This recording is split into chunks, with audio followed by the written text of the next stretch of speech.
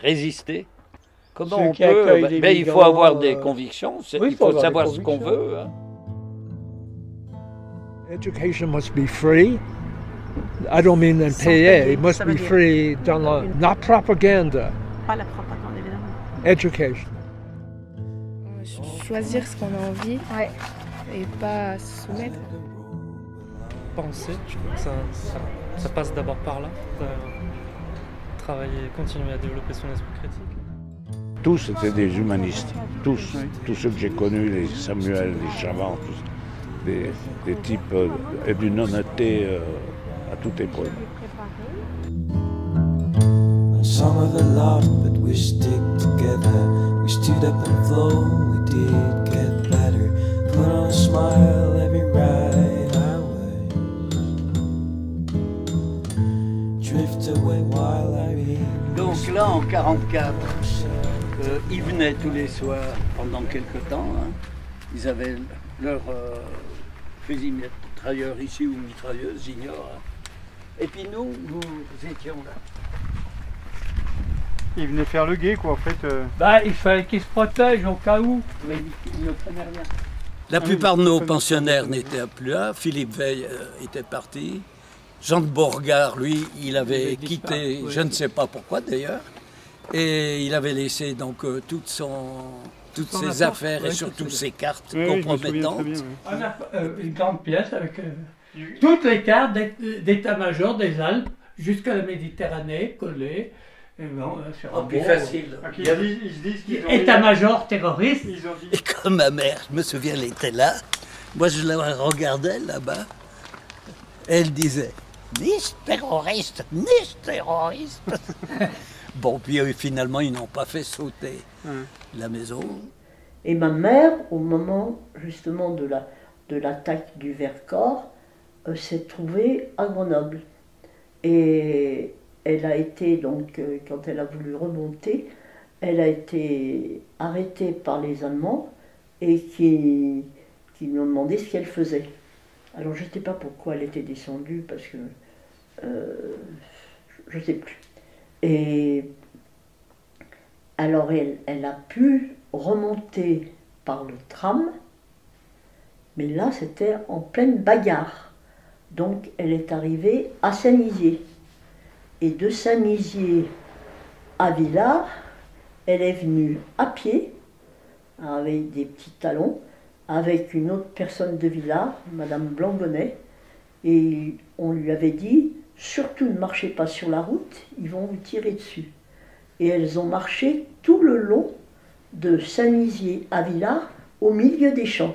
Et elles entendaient tous les coups de feu qui passaient et tout.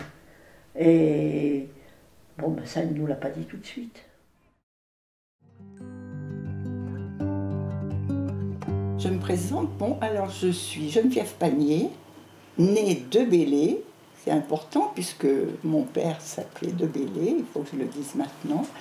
Et mes parents avaient acheté une petite maison à Engins au début de la guerre.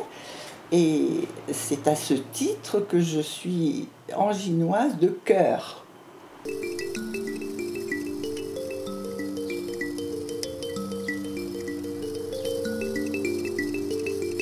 Ce qui se rapporte à Engins et à cette période, c'est que les Allemands, il faut replacer le juin 1944, c'est juste avant la fin de la guerre, puisque Grenoble a été libérée le 24 août.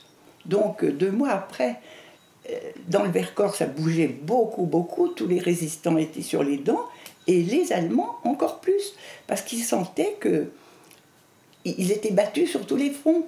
Les Américains avançaient, eux étaient aux abois et ils devenaient très, très méchants. Donc, les patrouilles qui passaient en Engins, qui au début n'étaient pas agressives, mais ils visitaient les maisons, ils cherchaient les armes, et ils prenaient toute la nourriture qu'ils trouvaient. Mes parents, qui avaient déjà beaucoup de peine à nous nourrir, et qu'ils le faisaient grâce aux cultivateurs d'Engins, qui leur donnaient qui du pain, qui des œufs, qui du fromage, ils ramassaient tout. Et quelquefois même, ils le consommaient sur place, dans le bassin en face de la maison. Et puis, au fur et à mesure que les jours avançaient, avec ce tunnel qui avait sauté, il devenait agressif.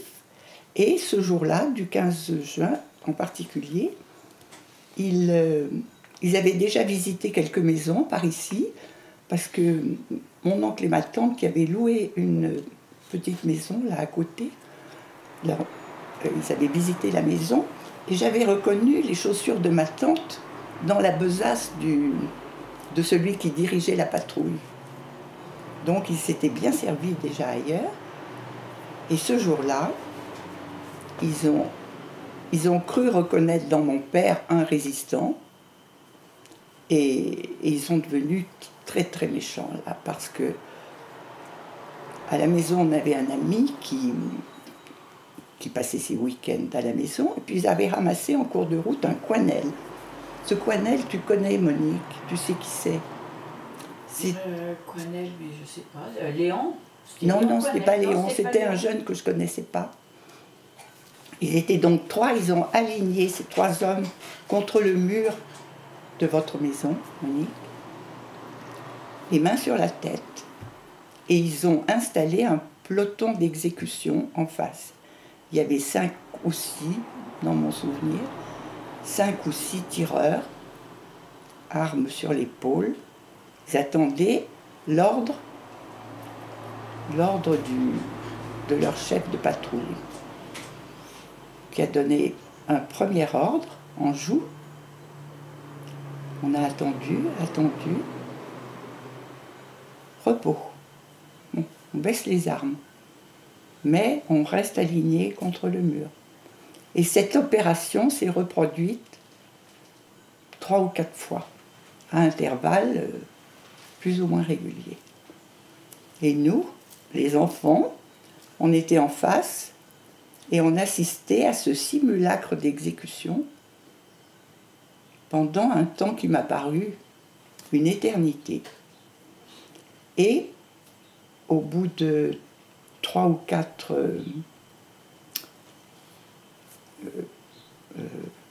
ordres, ils ont ramassé les affaires et ils sont partis. Avec les 3 hommes, ils sont descendus par le petit chemin qui longeait notre maison et ils sont repartis en face pour rejoindre le col des Aillettes. C'est ça, Monique? Oui, oui. Voilà. Et on ne l'a plus jamais revu. Mais on ne savait pas ce qui était devenu. On ne savait pas. Donc voilà, en ce qui concerne Engin, c'est tout ce que je sais sur cette période-là.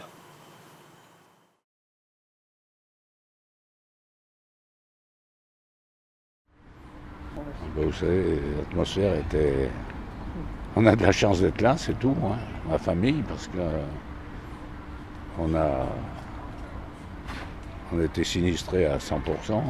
J'ai perdu mes 2 oncles, 2 cousins, toute l'entreprise, 4 chauffeurs. Voilà. Et on a recommencé à 0. Voilà. Ma vieille amie, là, avec qui on faisait des bêtises, toutes les deux, là, elle me dit quand même, de notre esprit, il n'est pas resté des souvenirs dramatiques. Mais qu'est-ce que vous voulez? On faisait le petit boulot de tous les jours comme il aurait dû se faire, puis s'il y avait une entrave, bon, ben après, on faisait ce qu'on pouvait. Mais ça n'empêchait en rien le déroulement de la vie de tous les jours.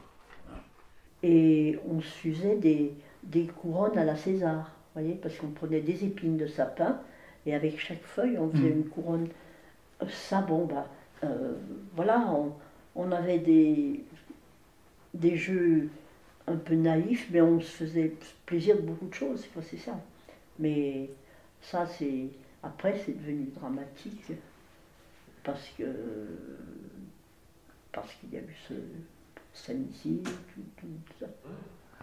Et un jour, c'était moi qui étais de corvée, je descends avec mon sac tirelire, je descends à Pont-en-Voyant, j'arrive juste au-dessus de la grande rue, je vois une patrouille allemande, Alors je me colle contre le mur, puis je remonte. J'arrive en haut, mon frère il m'engueule, il me dit tu es un faussard, le machin, etc. Alors je lui dis bah, écoute, tu vas redescendre et je te suis derrière. On redescend, la patrouille il repasse. Je lui dis j'ai quand même pas rêvé, non? Parce que mon frère il n'avait pas peur de rien. Moi j'étais un peu plus prudent. Vous savez, quand on est jeune, on n'a pas peur. Vous aviez On n'a pas peur de la. On n'a pas peur de. Moi, j'étais. Après Saint-Nizier, j'étais parti avec mon père à Saint-Martin-en-Vercors. Bon, ben, mon père était avec Chavant et moi je le suivais. Mais on n'avait pas peur. Hein. J'avais une petite moto, j'allais donner les ordres à nos chauffeurs pour faire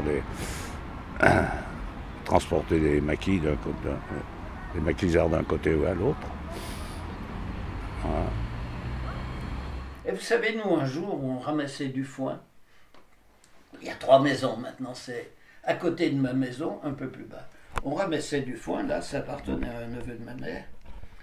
Et pendant qu'on était là, il y a un petit zingue allemand, mais il était à peine à quelques dizaines de mètres au-dessus de nous. Il est venu nous emmerder, il a tiré avec sa mitrailleuse. Bon, il voulait certainement uniquement nous faire peur, mais c'est très désagréable. Vous en aviez un sur la charge de foin. Moi, j'étais devant les vaches, parce que, étant petit, je ne ramassais pas le foin avec les faux. Je bloquais les vaches pour qu'elles ne bougent pas pendant le chargement du foin.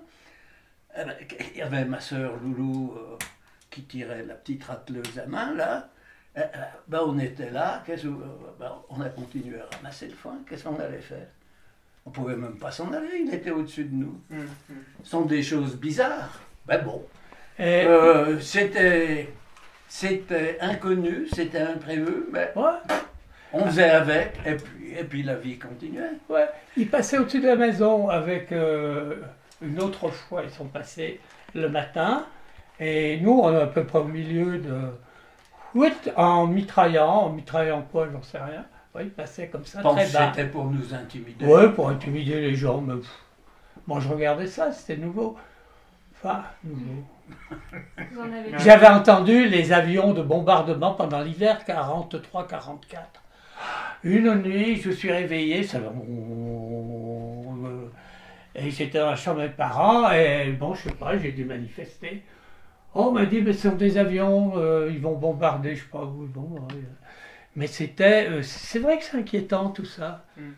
Bon, une anecdote, par exemple, le 14 juillet, il y a eu un parachutage extraordinaire, parce que mon père, il voulait surtout pas qu'on aille faire quoi que ce soit. Mais comme c'était nos camions et nos chauffeurs qui allaient ramasser les parachutages, on est parti avec mon frère dans un camion, le jour du 14 juillet. Et on arrive au baraque, on n'avait plus de pneus, c'était des chaussettes. On crève le pneu avant gauche du camion, et le chauffeur il roulait assez vite parce qu'on était en retard, et il était allé se fracasser contre un arbre, le radiateur nettoyé, etc. Donc on n'a pas été, on ne sera peut-être plus là, c'est sûr, on n'a pas été audacieux, ramasser le parachutage. Voilà. How was the atmosphere at that time? Terrible. Everyone was like that, nerveux, anxious, dangereux. Des copains, il y en a deux qui jouent au hockey, j'ai joué avec eux. Et puis les autres, on se connaissait très bien. Hein. Mourir si jeune, surtout sans pouvoir se défendre, fusillé, on les descendait du camion, bon, j'étais pas là, mais paraît-il, ils descendaient du camion et les tuaient au fur et à mesure. Ouais. Enfin, et ça s'arrête pas, ça continue. C'est un désastre, ça. Ce qui se passe en Syrie. Et c'est pour ça que quand même, quand il y a eu le débarquement le 6 juin, quand même tout le monde en France a poussé un grand soupir de soulagement et a dit « Enfin, enfin, tout le monde t'a dit ça ». Et puis, ça n'a pas été facile, hein, parce que, d'accord, en Normandie, on se battait, mais ailleurs, c'était des mouvements qui surgissaient, qui s'opposaient violemment aux autorités en place et aux Allemands, et ça entraînait toujours des conséquences terribles, mais ça a fini par porter ses fruits. Même si ça a été dévastateur pour nous, hein, le maquis... ça fauchait une certaine jeunesse à Bidart, malgré le 44. C'était triste. Hein. Et c'est pour ça que quand il y a eu le débarquement en Normandie, les jeunes sont tous précipités chez nous. Du jour au lendemain, il y a eu 2000 jeunes. Des jeunes de 16, 18, 19 ans, 20 ans. On n'avait pas les moyens de les nourrir, pas les moyens de les habiller, etc. De les armer. Les armer aussi. Ça a été dur. Hein. Tous étaient des humanistes. Tous. Oui. Tous ceux que j'ai connus, les Samuel, les Chavant, tous. Des types d'une honnêteté à toute épreuve. Mais c'était beaucoup des socialistes et francs-maçons. Hein. Oui. Et à Londres, c'était des réactionnaires. À l'époque, on était... résistant déjà dans l'âme. On n'admettait pas qu'on ait baissé les bras en 40. Et donc on a fait un petit noyau à partir de 42, 43. Enfin mes parents, hein, parce que moi j'étais très jeune. Ils ont fait un petit noyau. Et puis ensuite, eh ben, ça s'est développé, mais c'est parti de Villars. The attitude of the Germans in killing when they didn't have to. L'attitude des Allemands lorsqu'ils tuaient sans y être obligés. Ça, c'était... I have difficulty with that, even today. Et même encore aujourd'hui. It's a gratification when they were supposed to be civilized. I don't know how you can do that kind of killing. Il ne sait pas encore aujourd'hui comment c'était possible. Gratuitous. Alors qu'ils n'y étaient même pas obligés. Here's the two words together: gratuitous violence. In other words, it's almost as if I kill you for the fun of it. C'est comme si les Allemands s'amusaient à tuer. Yeah, I can't even maintenant 60 ans, 63 ans, non 73 après, c'est très difficile pour moi à accepter. I don't know how you could do that.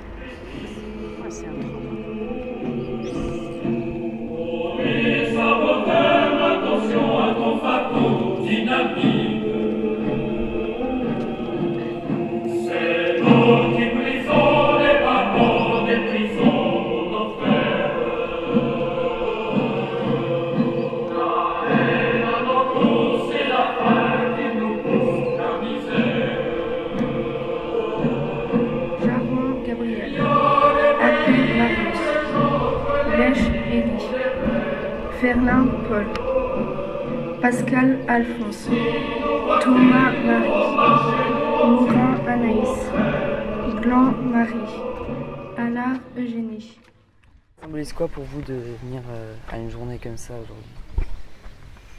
C'est rappeler tous ceux qui sont morts pour la résistance, toujours penser à eux et pour qu'on se rappelle qu'ils ne sont pas morts pour rien.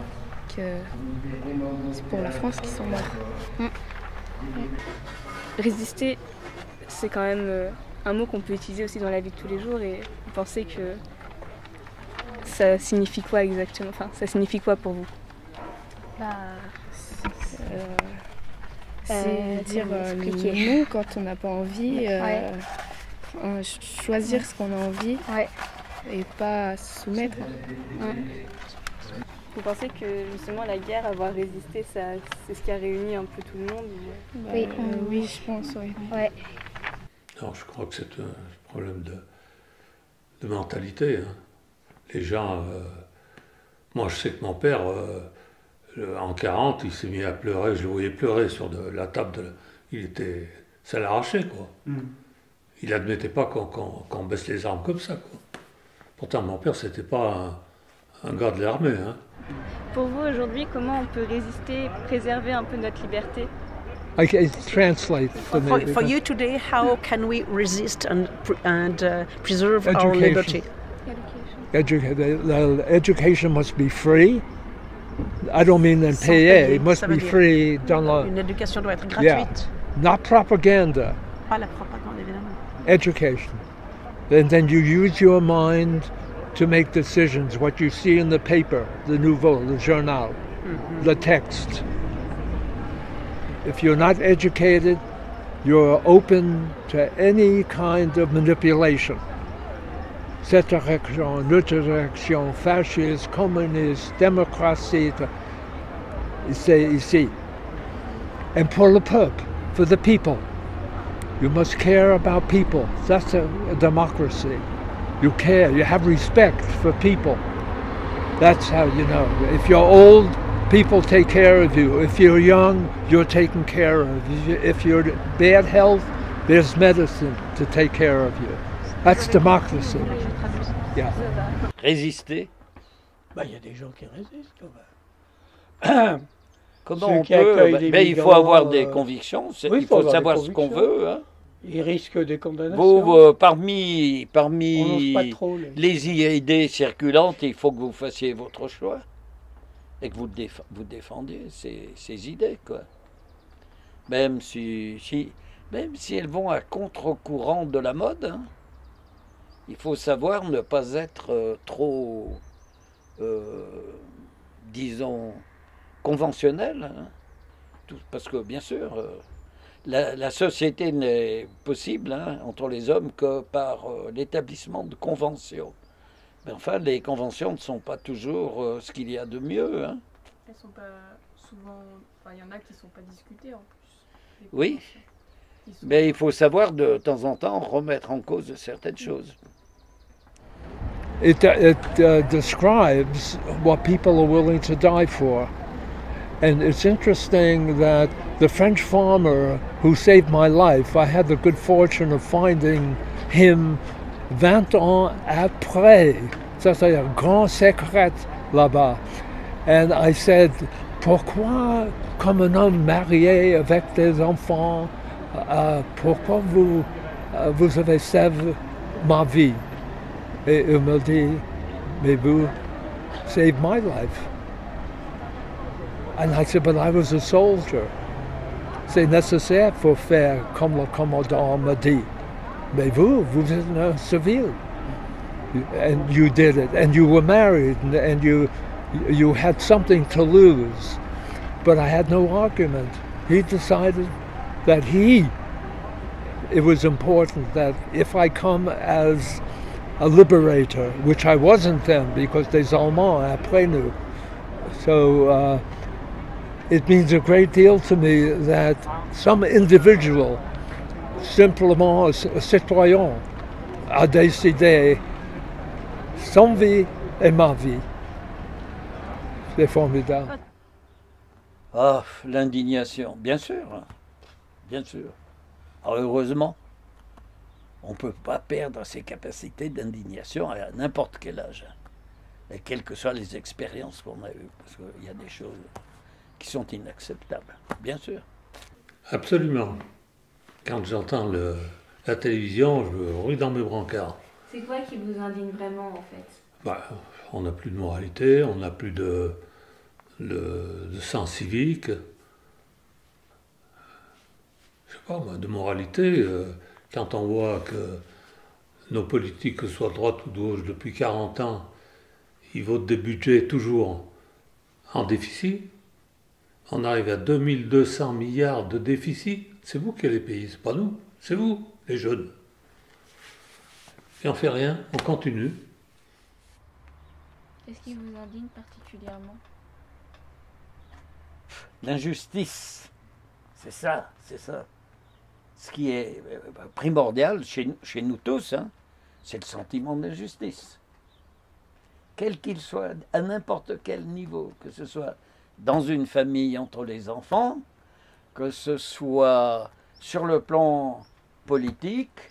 Ça a commencé par la bataille de Saint-Nizier, le 13 juin. Et moi, j'avais 14 ans. À cette époque-là, il y a Pierre Besse, dit Jésus, son nom de guerre, qui travaille au Dauphiné Libéré, qui a été blessé à Saint-Nizier. Alors, c'est un chauffeur parce qu'on avait des tractions avant, on avait enlevé les sièges et on mettait des brancards dans les tractions. Ah oui. Alors, il y a un chauffeur qui a été chercher ce blessé et il est passé. En venant de Saint-Nizier, il est passé devant nos bureaux pour dire bon, il est blessé, mais il ne peut pas continuer parce qu'il avait un taux de truc à faire. C'est moi, à 14 ans, qui ai le volant. Je l'ai emmené à Saint-Martin-en-Vercors. Saint-Martin-en-Vercors, le maquis avait fait un hôpital. On les a d'abord emmenés dans le Diois parce qu'on voulait les mettre aux hôpitaux de Die. Et puis à Chamalloc, quand on est arrivé là-bas, les maquisards nous ont dit les Allemands sont là, il faut les remonter. C'est mon oncle Paul qui conduisait le car. On avait enlevé toutes les banquettes et on avait mis les blessés là-dedans. Il y avait les gros blessés étaient là-dedans. Alors donc il est remonté. Et moi je le suivais avec une camionnette avec mon frère et puis on est remonté et c'est de là qu'il a reçu l'ordre de les emmener à la Côte de la Lure. Et mon frère a dit, moi, pas question, je ne vais pas dans la Côte de la Lure. Il me dit, oh ben on va mettre les blessés à la grotte de la Lure. Il faut que tu ailles à la grotte de la Lure. Je dis, moi je ne crève pas dans un trou, je ne veux pas, je ne connais pas.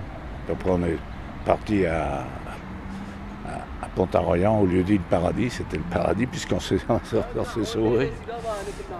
Je suis resté là-bas jusqu'au 5-6 août, puis je suis revenu sur Grenoble là, pour venir voir mes grands-parents. Moi, je me souviens, il y avait au collège, je ne sais pas pourquoi, un Polonais qui s'appelait Novak, qui avait 16 ans. Il était bien, ce type-là.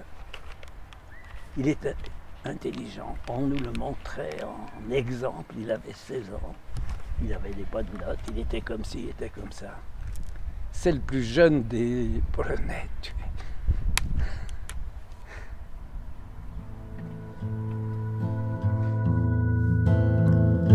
We all float down in plastic feeders out of a fasciste, communiste, démocratie, c'est ici. Some of it laughed, but we stick together. We stood up and flow, we did